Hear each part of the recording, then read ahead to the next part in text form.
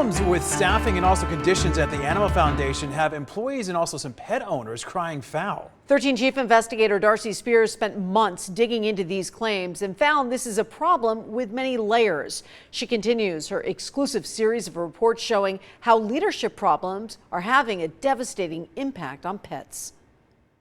Things are crowded, things are filthy, resulting in the suffering of thousands of animals. That is happening today. It's happening again. Dr. Mindy Roberts has been a relief veterinarian off and on for 20 years at the Animal Foundation. She was there in 2007 when a team led by the Humane Society of the United States came to Las Vegas to evaluate the shelter the first time it was in crisis. A review of records indicates the vast majority of these animals became ill while at the shelter. That's happening again. She alerted leaders that things were backsliding. I can't abide letting animals die just because they're in the shelter. Due to poor conditions and overwhelmed staff. I tried emailing, to let them know that these things are happening and it's not okay. It didn't help. She says understaffing leads to problems like you see with this little guy. Somehow his tail was degloved down to the bone. He sat for 2 days without any pain medications for that. Others, like licensed vet tech Liz Wade, report the same types of things.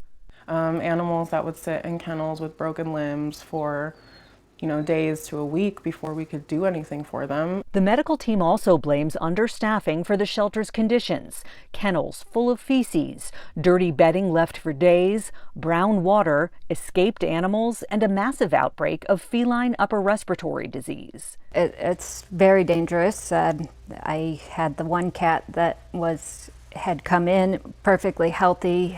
She was okayed by the veterinarian to go to adoptions, and while she sat on the shelter side, not in adoptions, she ended up getting so sick that she was literally dying when the staff brought her to me to look at her, and I had to euthanize her. The amount of animals that we're having to euthanize, it's more than normal, and it just having them suffer, dying in their kennel, in their litter box, that's not right. In at least one case, Metro took notice and police have an open animal cruelty investigation. That was something that was kept very hush-hush. She's talking about what happened to a dog named Martin, who was left outside in the summer heat. And apparently no one checked on this animal, this dog, and he died a bloody mess because he was cooking outside and trying to get back in, like clawing, basically fighting for his life to get back inside. Former staffer Nicole Staples says a few days later, it happened again to a dog named Bandit. Why were those bungalows not checked before everyone left for the evening? We did those dogs a huge disservice. They died from our lack of care. And there's more. We did have a husky puppy that was thrown in the trash. It was accidental. It happened when an attendant was cleaning a kennel.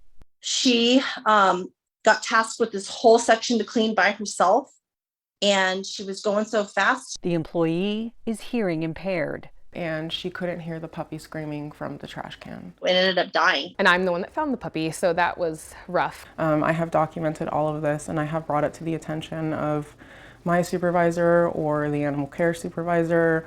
I've even brought the attention to the COO and the CEO, Christine Robinson, and just like everything else at the Animal Foundation, it was swept under the rug. Another wave of recent resignations at the leadership level underscores the rudderless atmosphere at the Animal Foundation. As my investigation continues, we'll look at why there's no quick fix and see what local leaders have to say about what we've uncovered. That continues tomorrow at 6 and 11. Darcy Spears, 13 Investigates.